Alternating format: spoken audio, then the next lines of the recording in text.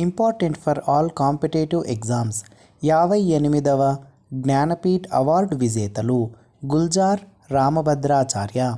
క్రింది వాటిలో సరిగా జతపరిచినవి. లిథాలజీ రాళ్ల యొక్క స్వభావం, వాటి మూలం గురించి అధ్యయనం. ఓరాలజీ పర్వతాల అధ్యయనం. థియాలజీ మత సంబంధ అధ్యయనం. పొటమాలజీ నదుల అధ్యయనం.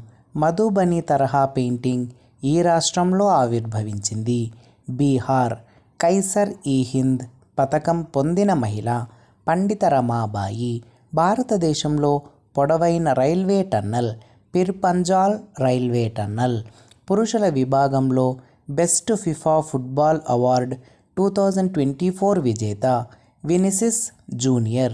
పాన్సేర్ క్షిపణుల ఉత్పత్తి చేయడానికి భారతదేశం డిసెంబర్ 2024లో ఈ దేశంతో ఒప్పందం చేసుకుంది.